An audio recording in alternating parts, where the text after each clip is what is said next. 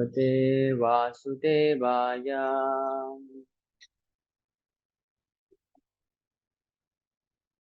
ओम नमो भगवते वासुदेवाय।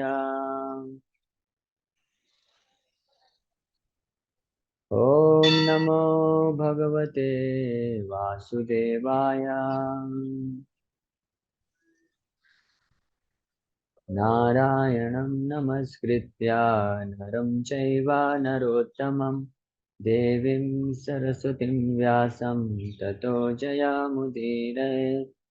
नष्टप्रायेषु भद्रेषु नित्यं भागवत सेवया भगवती उत्तमा श्लोके भक्तिर्भवति नैष्ठकी। कृष्णाय वासुदेवाय देवकी नन्दनाय च नन्दगोपकुमाराय गोविन्दाय नमो नमः। ॐ ज्ञानतिमिरान्धस्य ज्ञानञ्जनशलाकया चक्षुरुन्मीलितं येन तस्मै श्रीगुरवे नमः। श्रीचैतन्यमनोभीष्टं स्थापितं येन भूतले स्वयं रूपः कदा मह्यं ददाति स्वपदान्तिकं। वन्देऽहं श्रीगुरुः श्रीयुतापदकमलं श्रीगुरोन् वैष्णवांश श्रीरूपं साग्रजातं सहगना रघुनाथान्वितं तं सजीवं साद्वैतं सावधूतं परिजनसहितं कृष्णचैतन्यदेवं श्रीराधा कृष्णपादान् सहगणललिता श्रीविशाखान्वितांश। नमो विष्णुपादाय कृष्णप्रेष्ठाय भूतले श्रीमते भक्तिवेदान्तस्वामिन्निति नामिने। नमस्ते सारस्वती देवे गौरवाणी प्रचारिणे निर्विशेष शून्यवादी पाश्चात्यदेशतारिणे। नमो महावदन्याय कृष्णप्रेमप्रदायते कृष्णाय कृष्णचैतन्यनामने गौरतुसे नमः। हे कृष्ण करुणा सिंधु दीनबंधु जगतपते गोपेश गोपिका कांत राधा कांत नमस्तुते। तप्त कांचन गौरांगी राधे वृंदावनेश्वरी वृषभानुसुते देवी हरे कृष्ण। प्रणमामि तो आवाज फिर ब्रेक हो हरिप्रिये। रही है। वाञ्छाकल्पतरुभ्यश्च कृपा सिन्धुभ्येव च पतितानां पावनेभ्यो वैष्णवेभ्यो नमो नमः। जय श्री कृष्ण चैतन्य प्रभु नित्यानंद श्री अद्वैत गदाधर शिवासादि गौर भक्त वृंदा। हरे कृष्ण कृष्ण कृष्ण हरे हरे हरे राम राम राम हरे हरे। हरे कृष्ण। आप सभी भक्तों का हार्दिक स्वागत है। तो आज एक छोटा सा समस्या हो गया है कि ये जो हिंदी भागवतम वाला वेबसाइट है वो टेम्परेरीली बोल रहे हैं कि ये काम नहीं कर रहा है, तो मुझे इंग्लिश वाला निकालना पड़ेगा आज के लिए। तो आज भी हम लोग तात्पर्य फिर नहीं पढ़ पाएंगे, प्रभुपाद जी का इंग्लिश में रहेगा। श्लोक से ही मैं कुछ चर्चा करूंगा फिर। तो जैसा कि कल आप सभी भक्तों को ज्ञात है कि कल हम इस श्लोक पे चर्चा कर रहे थे। धर्म प्रोज्जित कैतवत्र परमो निर्मत्सराणाम सताम वेद्यं वास्तवमत्र वस्तु शिवदं तापत्रयो न मूलनम्। श्रीमद्भागवते महामुनि कृते किं वा पररीश्वरः सद्योरित्यवरुध्यते अत्र कृतिभिः शुश्रूषुभिस्तत्क्षणात्। तो हमने ये 3 लाइन पे चर्चा कर लिया था ऑलरेडी। धर्म प्रोजितः कैतवा अत्र परमो निर्मत्सराणाम। तो मैं सार में 1 मिनट में वापस से बता देता हूँ कि कल हमने क्या चर्चा किया था। तो यह जो है भागवत की महिमा का यहाँ पे वर्णन कर रहे हैं श्रील वेद व्यास जी, और बता रहे हैं इस भागवत ग्रंथ में प्रोज्जिता, उज्जिता मतलब निकाल के उखाड़ के फेंक दिया गया है। प्रोज्जिता का मतलब होता है प्रकृष्ट प्रकृष्ट रूपेण, कंप्लीटली। जैसे आप देख सकते हैं प्रभुपाद जी ट्रांसलेशन में लिख रहे हैं कंप्लीटली रिजेक्टेड। कौन से धर्म? कैतव धर्म। कैतव धर्म मतलब covered by fruitive intention. Fruitive intention का मतलब होता है कि फल की आकांक्षा करके, भौतिक भोग की इच्छा करके जो धर्म का पालन किया जाता है, अलग अलग अनुष्ठान यज्ञ व्रत, और उसमें ज्यादातर मोस्टली जो है अलग अलग देवी देवताओं का जो पूजा पाठ करते हैं लोग, है ना, तो उसमें फल की इच्छा से करते हैं। इस तरह के जो धर्म है ना वो कैतव धर्म कहे गए हैं। कैतव धर्म मतलब चीटिंग टाइप ऑफ रिलीजन। तो ऐसे धर्म को पूरी तरह से उखाड़ के फेंक दिया गया है इस भागवत धर्म में। इस इन सब धर्मों का कोई चर्चा नहीं है ना। क्योंकि धर्म शब्द का अर्थ क्या होता है? धर्म का असली जो व्याख्या है कि हमारा भगवान कृष्ण के साथ जो संबंध है, उस संबंध के अनुसार हमारा जो उनके प्रति कर्तव्य है, प्रिस्क्राइब ड्यूटी उनके प्रति, कृष्ण के प्रति, कृष्ण का सेवा करना, वो असली धर्म है। अब बाकी सब कैतव धर्म है, धर्म के नाम पे केवल धोखाधड़ी है, वो सत्य नहीं है। क्योंकि वो और भौतिक बंधन में फंसाता जाता है। तो ये हमने कल डिस्कस किया था। अत्र मतलब इस भागवत ग्रंथ में। और ये जो भागवत ग्रंथ है पर, लेकिन ये फिर व्यास व्यास देव जी बोल रहे हैं कि धर्म प्रोजिता कैतव अत्र। तो ये इस चीज को, इस बात को हर कोई समझ भी नहीं पाएगा, है ना। आप साधारण पब्लिक में ये चीज बोलेंगे तो वो भड़क जाएंगे, बोलेंगे ऐसा कैसे है। धार्मिक कार्यकलाप कर रहे हैं, वो तो सुख समृद्धि के लिए तो किया जाता है कि घर में ऐश्वर्य हो, सुख संपत्ति, घर आवे, कष्ट मिटे तन का, ओम जय जगदीश हरे। तो अगर ये धर्म कैतव प्रोजित कैतव अत्र उनको बताएंगे तो वो लोग भड़क जाएंगे। इसलिए वेद व्यास जी बोल रहे हैं कि कोई फर्क नहीं पड़ता अगर हजारों लोग इस बात को स्वीकार करें या ना करें। एक एक शुद्ध भक्त भी अगर भागवत ग्रंथ को पढ़ता है, समझता है, तो मेरा ये भागवत ग्रंथ लिखना सफल है। इसलिए वो बोल रहे हैं कि परमो निर्मत्सराणाम सताम वेद्यम। वेद्यम का मतलब क्या है? जानने योग्य। वेद्यम मतलब प्रोपाल जी लिख रहे हैं अंडरस्टैंडेबल। यानी कि कौन इसको समझ सकता है, किसके द्वारा अंडरस्टैंडेबल है?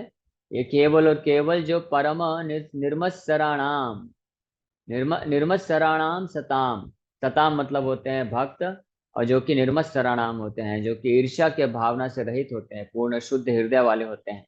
तो वो लोग इस चीज को जरूर स्वीकार कर लेंगे।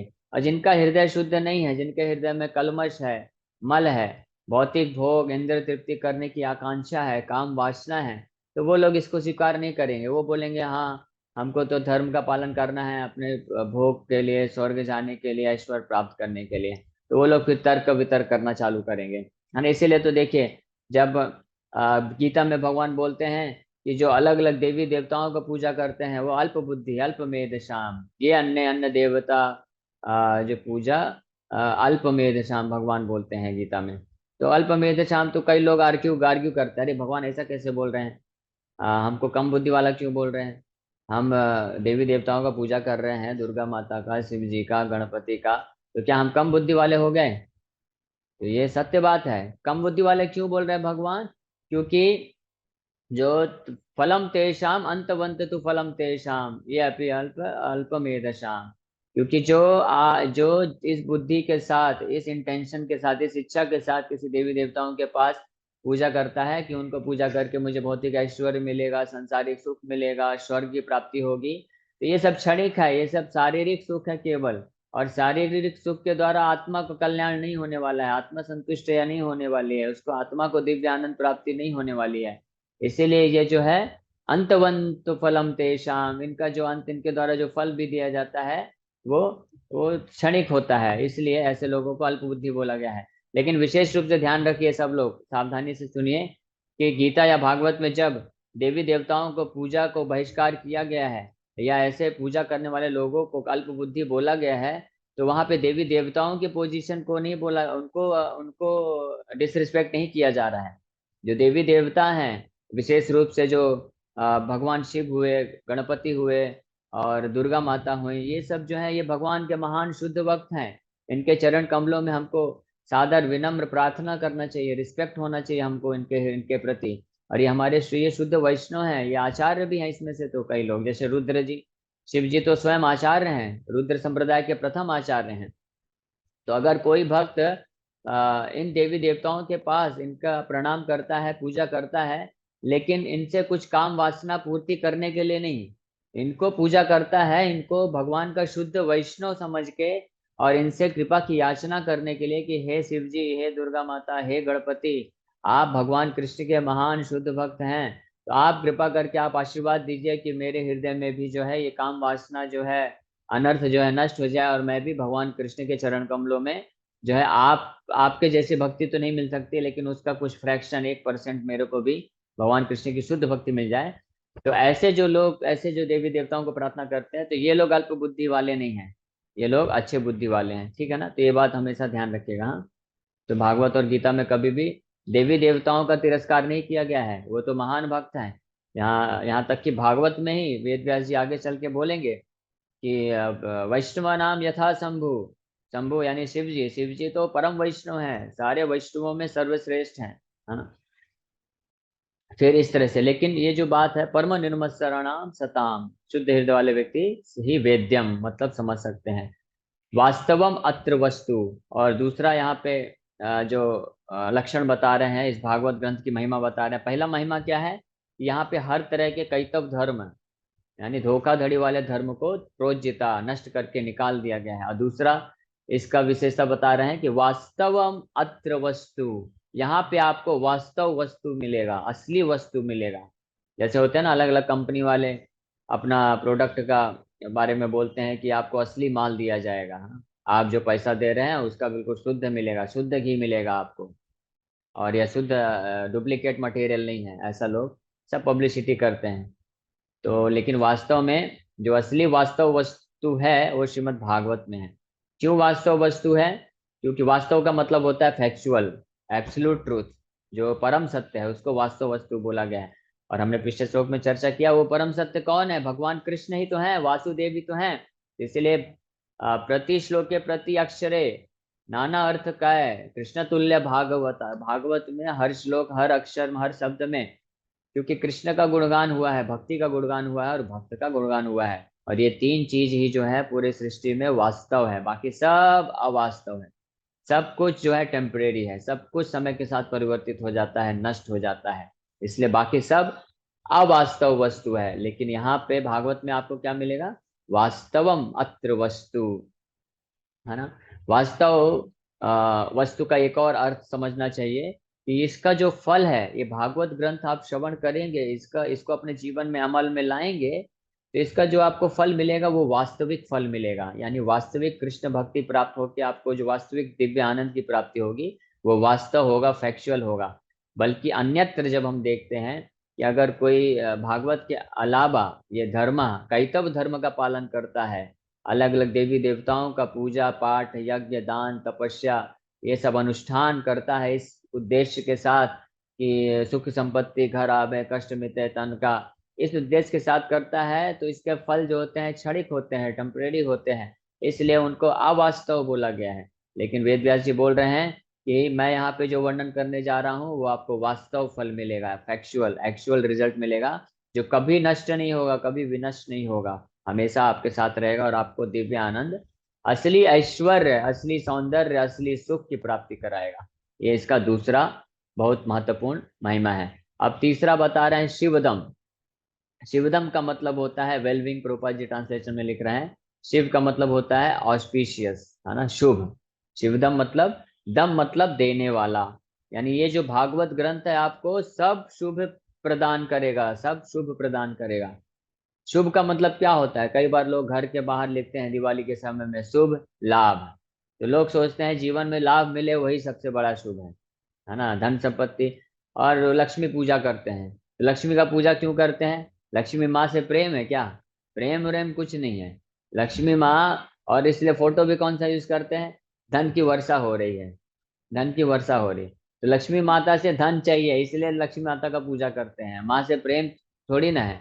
माँ से अगर प्रेम होगा तो लक्ष्मी नारायण को साथ में पूजा करेंगे और उनसे भक्ति की याचना करेंगे। लेकिन लोग सोचते हैं कि लक्ष्मी माता का पूजा करो, आरती करो और हमारे घर में लाभ आएगा, यही हमारे लिए शुभ है। लेकिन वास्तव में भागवत में बताया गया है 11वें स्कंद में, अवंती ब्राह्मण जो उज्जैन से थे वो साफ साफ बताते हैं कि जिसके जिस जिस जिस भी जगह पे धन एकत्रित होता है वहां पे शुभ नहीं, सबसे ज्यादा अशुभ होता है, होने होने लग जाता है। वहां पे 16 प्रकार के फॉल्ट्स क्रिएट हो जाते हैं, फॉल्ट्स मतलब दोष, 16 तरह के अलग अलग दोष उत्पन्न हो जाते हैं स्वतः जिस जिस घर में धन ज्यादा एकत्रित होता है ना। तो धन ज्यादा एकत्रित करने को मना नहीं किया जा रहा है, लेकिन ज्यादा धन हो रहा है या कितना भी धन हो रहा है उसको सही कार्य में, सही कार्य क्या है, कृष्ण की सेवा में लगाना चाहिए, अपने भक्ति को बढ़ाने के लिए लगाना चाहिए, तो जो है वो 16 तरह के जो दोष बताए गए हैं वो उत्पन्न नहीं होंगे।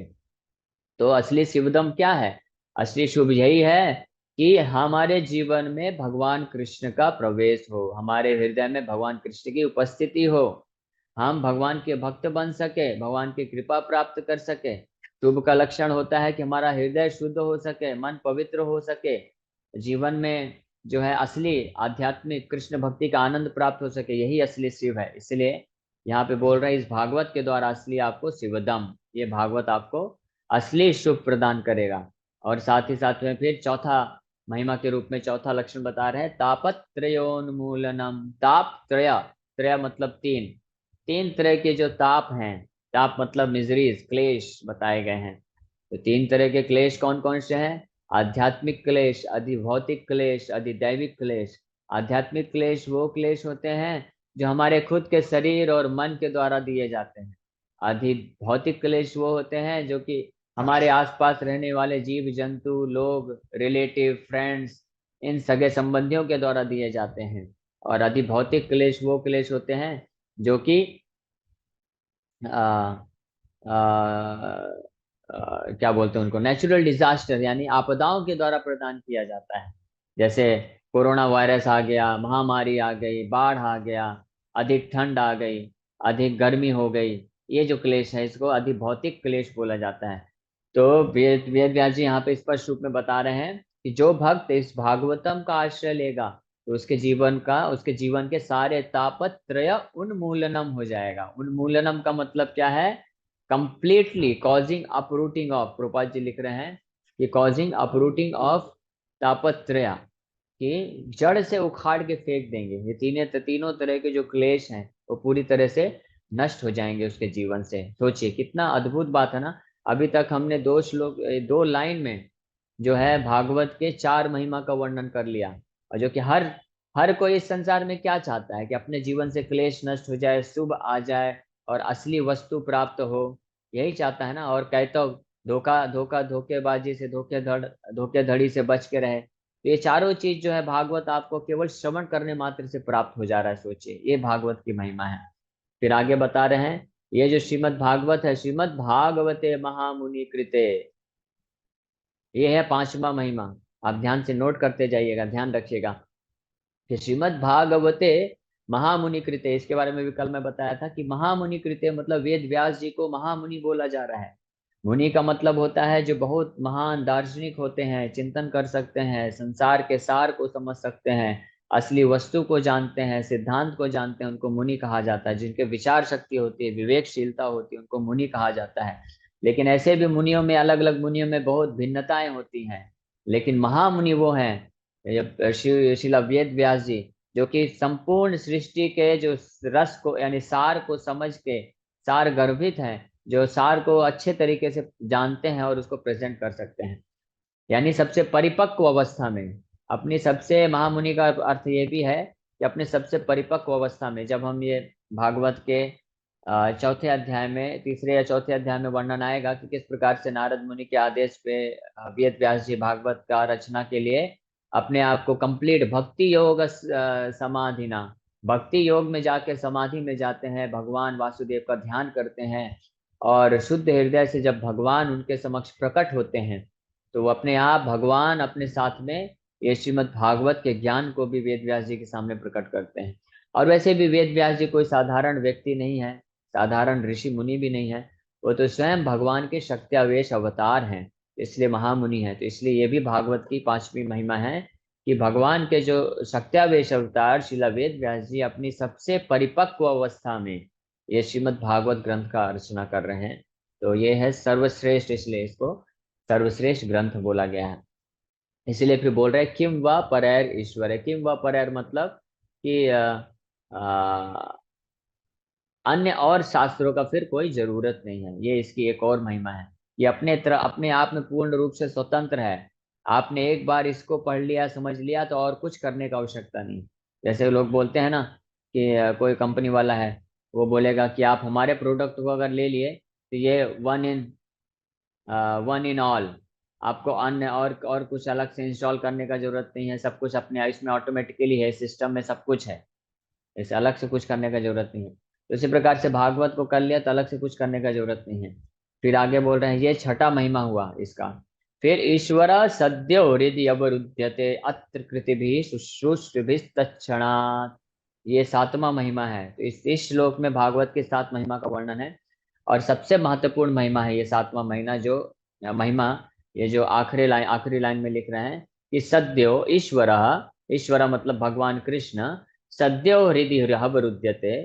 सद्यो का मतलब होता है तुरंत, एट वंस। सद्या, सद्या मतलब तुरंत। हृदय अवरुध्यते, हृदय मतलब हृदय में, अवरुध्यते का मतलब होता है बिकम्स कॉम्पैक्ट। प्रोपात जी लिख रहे हैं अवरुद्धते का मतलब होता है कि जैसे जेल में कोई बंदी हो जाता है, अपने आप को फिर निकाल नहीं सकता है। तो उस प्रकार से अगर इस भागवत ग्रंथ को कोई श्रवण करता है, किस प्रकार से करता है वो भी मेंशन है, आगे आएगा। लेकिन अगर कोई उस प्रॉपर तरीके से, प्रामाणिक स्रोत से, उस असली योग्यता के साथ इस भागवत को श्रवण करता है, समझता है, या भागवत को कथा करता है, तो जो ईश्वर है, भगवान कृष्ण है, उसके हृदय में अवरुद्धते हो जाएंगे, अवरुद्ध हो जाएंगे। अवरुद्ध मतलब हो जाएंगे कि जैसे कारागार में कोई बंदी बन जाता है, ये बंदी की तरह भगवान बंध जाएंगे, फिर बाहर ही नहीं निकल पाएंगे। ये प्रभाव है ना। जैसे कि बिल्वा मंगल ठाकुर जब भगवान कृष्ण को एक प्रार्थना में अर्पण करते हैं चौराग्रगण्यम, है ना, वो कैसे चालू होता है? नवनीत चौर ब्रजे प्रसिद्धम, नवनीत चौरम व्रजांगनानां चतुकुल चौरम, गोपांगनानां चतुकुल अनेक जन्मार्जित पाप चौरम, चौराग्रगण्यम पुरुषम नमामि। ये चौराग्रगण्य अष्टकम लिखते हैं। सोचे, अलग अलग अष्टकम आपने सुना होगा, राधिका अष्टकम, दामोदर अष्टकम, इस तरह के अष्टकम। ये एक बड़ा विचित्र अष्टकम लिखा है विल्वा मंगल ठाकुर ने। क्या है उस अष्टकम का नाम? चौराग्रगण्य अष्टकम। चौराग्रगण्य का मतलब होता है चोरों के सरदार, आपकी जय हो। चौर अग्र, अग्र मतलब जो सर सबसे आगे हैं, चोरों में जो सबसे आगे हैं। तो कृष्ण को बोलते हैं, हे चोरों के सरदार, आपकी जय हो। चौराग्र गण्यम पुरुषम नमामि। ऐसे ऐसे भगवान पुरुष कृष्ण, ऐसे कृष्ण भगवान को मैं प्रणाम करता हूँ जो चोरों के सरदार हैं।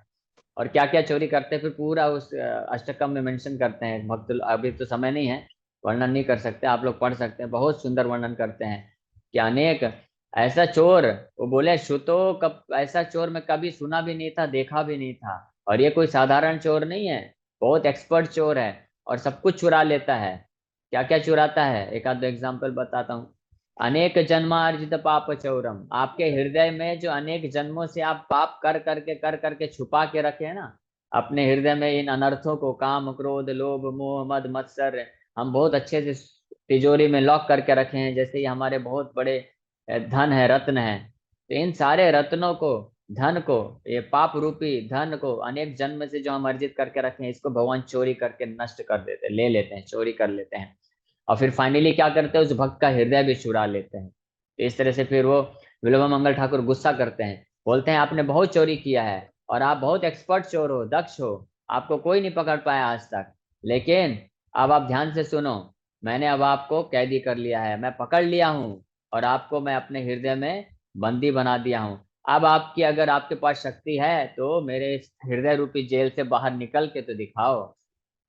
तो इतना सुंदर वर्णन करते हैं। तो उसी प्रकार से ये भागवत को जो श्रवण करेगा, तो उसके हृदय में भगवान क्या हो जाएंगे, बंदी बन जाएंगे, वो निकल ही नहीं पाएंगे। तो सद्यो हृदय अवरुद्धते अत्र कृति भी, अत्र कृति भी का मतलब होता है कि अत्र मतलब यहाँ पे इस भागवत ग्रंथ की बात की जा रही है। कृति भी का मतलब यहाँ पे लिख रहे Prabhupada ji, by the Payas man, जो शुश्रूष भी, कृति भी शुश्रूष भी तत्क्षणात्।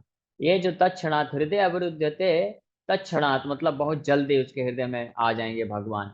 और लेकिन क्या इसकी योग्यता है? दो योग्यता है। एक तो परम निर्मत्सराणाम सताम, कि वो जिसका हृदय पूर्ण रूप से शुद्ध है, और वो भगवान का शुद्ध भक्त है। और दूसरा, ये इस योग्यता को कैसे प्राप्त कर सकता है? वो कृतिभी शुश्रूषुभिः, शुश्रूषुभिः का मतलब होता है कि जो श्रद्धा पूर्वक भगवान के भक्तों को और भगवान को सेवा देने के लिए तैयार है, तत्पर है, उसको शुश्रूष भी कहा जाता है। तो इस प्रकार से जब हम भगवान के शुद्ध वैष्णवों के मुख, यही बात श्री चैतन्य महाप्रभु भी कंफर्म करते हैं रामानंद राय के संवाद में, कि रामानंद राय बोलते हैं स्थाने स्थित श्रुतिगतांत अनुमान मनोभि, है ना। कि अगर कोई अपने स्थान में स्थित होके, कोई ब्रह्मचारी है, ब्राह्मण है, क्षत्रिय है, वैश्य है, शूद्र है, ब्राह्मण है, सन्यासी है, गृहस्थ है, वानप्रस्थ है, कुछ भी है, कोई फर्क नहीं पड़ता। बॉम्बे में है, लंदन में है, अमेरिका में है, मध्य प्रदेश में है, रीवा में है, सतना में है, न्यूयॉर्क में है, ऑस्ट्रेलिया में है, चंद्रमा में है, कहीं पे भी हो, इस किसी भी स्थान पे क्यों ना हो, अगर वो भगवान के शुद्ध भक्तों के द्वारा भगवान की कथा को केवल श्रवण करता है, इतना करने मात्र से, और कैसे श्रवण करता है, शुश्रूषुभिः का मतलब होता है पूर्ण श्रद्धा के साथ, विनम्रता के भाव से, चैलेंज के भाव से नहीं, या ये जानने के भाव से नहीं, या इस भाव से नहीं करे, अभी अच्छा, हाँ प्रभु जी अभी तो अच्छा बोल रहे हैं, लेकिन अभी आज का लेक्चर बोरिंग हो गया, आज अच्छा नहीं बोले, आज का कथा में उतना मजा नहीं आया। नहीं, आप सेम चीज है, क्योंकि कभी कभी आपको बोरिंग लगेगा, क्यों, क्योंकि आप जब वही सेम चीज को बार बार सुनेंगे, क्योंकि रिपीट करेंगे, वेदव्यास जी खुद रिपीट करते हैं चीजों को तो रिपीट करेंगे तो आपको लगेगा अरे ये तो पता है, वही चीज बार बार प्रभु जी बता रहे हैं, तो इसको शुश्रूषि भी नहीं बोलते हैं।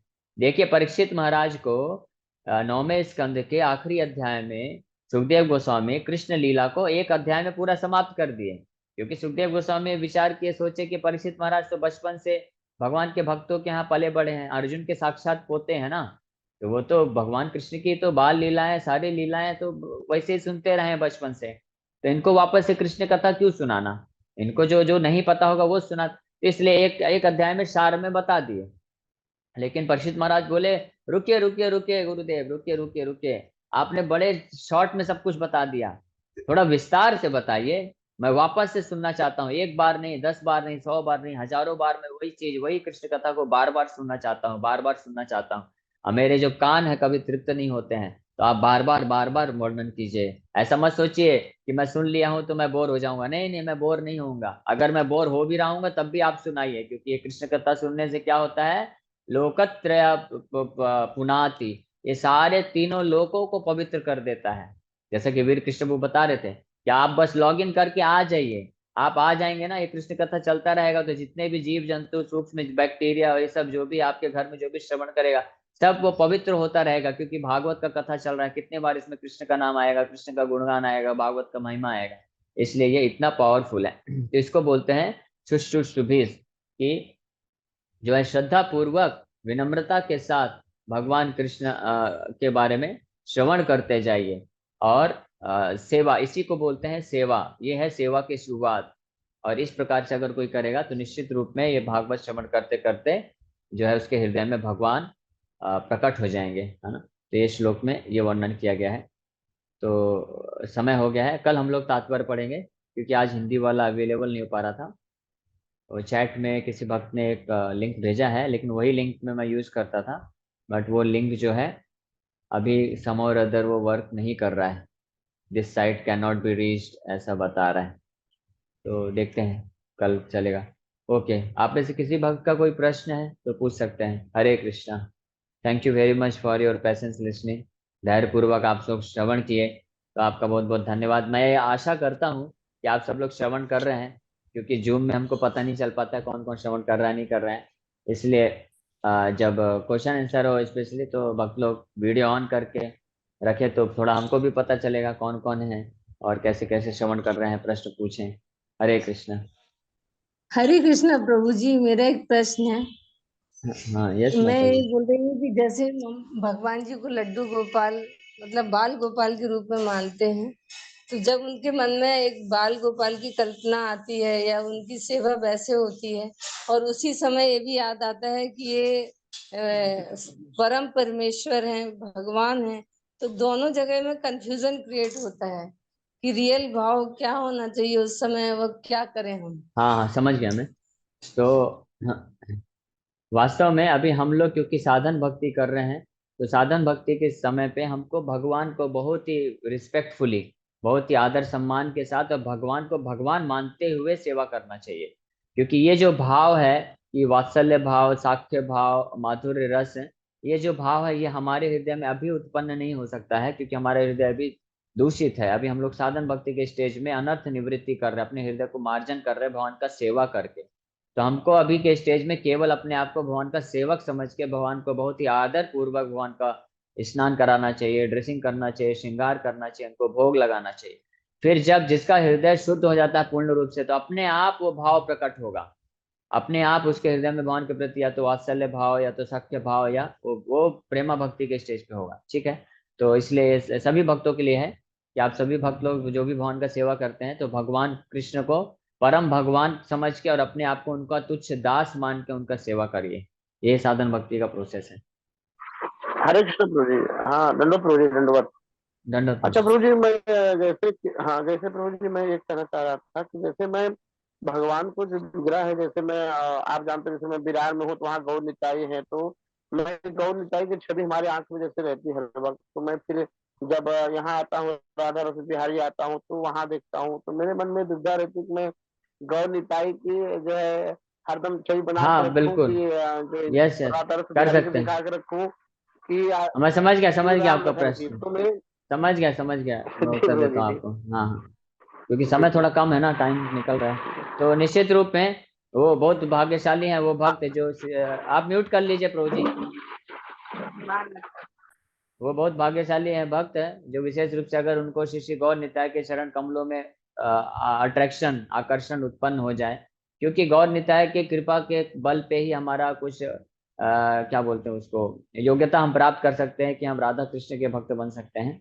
तो अगर किसी का गौर निताय से विशेष आकर्षण है तो उसमें बहुत अच्छी बात है, उस आकर्षण को बना के रखिए। और साथ में राधा रास बिहारी, क्योंकि ये जानिए कि राधा रास बिहारी ही चैतन्य महाप्रभु हैं, राधा कृष्णा नहीं अन्य। तो इसलिए उनके उनको उनको उनको ही वही हमारे वर्शिपेबल डीटी हैं, उनका आराधना करिए, उनके नाम का जप करिए, क्योंकि चैतन्य महाप्रभु उससे प्रसन्न होते हैं जब हम कृष्ण का नाम लेते हैं, कृष्ण का सेवा करते हैं, तो गौर निताय उससे प्रसन्न होते हैं। हरे कृष्णा। और किसी भक्त का कोई प्रश्न है? सभी भक्त से निवेदन है कि शॉर्ट शॉर्ट में प्रश्न पूछिएगा, शॉर्ट में, टाइम कम है। यस प्रभु जी। और प्रश्न किसी प्रश्न भक्त, ये है कि सुष्ठु श्रद्धा से तो श्रद्धा पूर्वक श्रवण करना है, तो कैसी श्रद्धा होनी चाहिए? श्रद्धा का मतलब यही है कि जो भी हम भगवान भगवान के भक्तों के मुख से भगवान की महिमा का गुणगान हम सुन रहे हैं, तो वो सुनने मात्र से मेरा हृदय पवित्र हो जाएगा। मैं अगर सुनते रहूंगा तो ये पवित्र होगा हृदय। तो इस कार्य को लगे रहना है, ये नहीं सोचना है कि अरे ये कथा तो मैं पहले से जानता हूँ, मैं भागवत के श्लोक को तो जानता हूँ, ये बारे में इसके बारे में जानता हूँ। तो श्रद्धा का मतलब होता है कि भागवत की महिमा पे श्रद्धा और भक्त पे श्रद्धा, कि भागवत श्रवण करने से मेरा उद्धार होगा, मेरा हृदय शुद्ध होगा, इसको बोलते हैं श्रद्धा। Hare Krishna. Thank you very much. Hare Krishna. आप सभी भक्तों को दंडवत प्रणाम। हरे वांछा कृष्ण। कल्पतरुभ्यश्च कृपा सिन्धुभ्यश्च पतितानां पावनेभ्यो वैष्णवेभ्यो हरे कृष्णा।